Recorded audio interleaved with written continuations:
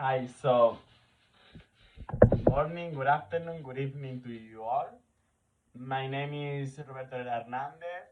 I'm a student of Sociology 1, which is a subject that is imparted by the lecturer and the doctor, Maria Jose del Pino Espejo.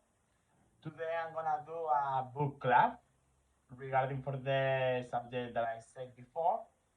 And my name is Roberto, as I said. I'm a student in Universidad Pablo de Olavide.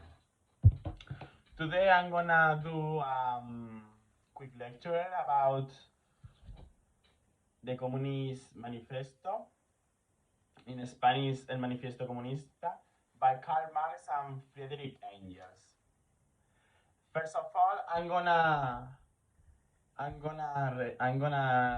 read a essay written by Stephen Eric Bronner, and in that essay he explains the difference between the past and the present of the effects of the Communist Manifesto, and he gives his own deductions after he's read to the manifesto. So I'm gonna read first of all one chapter of his essay. Okay. So I'm gonna start reading. The, the Communist Manifesto assumes that the working class is not homogeneous and that capitalism merely sets the objective preconditions for turning the proletariat into its grave diggers.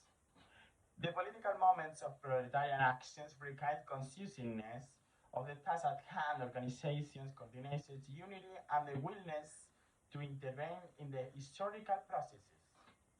Insistence upon the inevitable revolution was not meant to excuse, and it did not produce, passivity or fatalism. Teleology has always set an overarching trajectory in motion that raises questions for the individual and his or her concrete situation. Whether in terms of achieving grace, making sense of historical progress, or becoming conscious of exploitations. It calls for actions. Marx and Engels learned from Hegel that freedom is the insight into necessity, the track attempt to provide it. Proletarian consciousness is the awareness of an inevitable revolution and the commitment to help bring it about. Enthusiasm. And the willingness to place one's life on the line. It's generally not by the notions that the revolutions might happen, but rather by the secure knowledge that it will happen. The extent to which the Führer is anchored incidentally is the extent to which individuals are willing to sacrifice for it. That is the political reason why Marx and Engels were so insistent upon stressing the scientific character of the enterprise against to their socialist and anarchist rivals. Marx and Engels, it should be noted, also believed that the theological claims were open to should be noted. Were open to empirical verification. If the socialist science constituted a religion, then it was a secular religion and a secular faith that demands great sacrifice from the faithful. The Communist Manifesto builds on Hegel's notion that history is the self-realization of the world spirit. The pamphlet was an attempt to envision with concrete foundations, what was coming as well as what would bring it about. Marx and Engels knew that the proletariat was mostly illiterate, submitted to the bosses, and mainly down by the condition of its everyday life.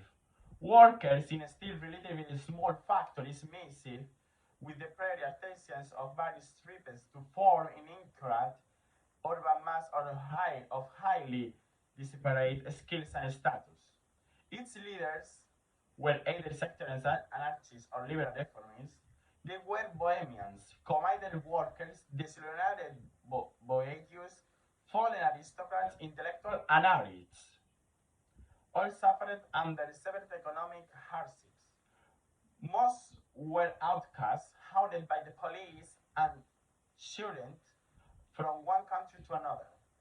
They were without vision and, for the most part, without a sense of proletarian political purpose. The Communist Manifesto empathized the need for the unity among the divided working class. And it also called for a greater awareness about how capitalism functions and a coordinated political response. The question was whether workers could do this by themselves, whether the experience of oppression was sufficient to convince and bring about an alternative, or whether they need help, reflecting on the experience of the bourgeois revolutions. Marx and Engels calling upon elements of the ruling class to break off and join the proletariat. After this quick learn, I have to say that if we study about the sociologist, I mean Karl Marx, he was born in a not especially in a proletarian context of like he was an aristocrat during the industrial revolution, but it doesn't mean that if you have all the resources around you, you might be someone that has privilege in comparison to another ones. You can have the social point of view that you want to make them all have a good lifestyle without any precarious situation. So basically, what he wrote with Engels was the Manifest Communist. Also, he said one time that he's not communist, he's not Marxist, but he created the Marxist movement.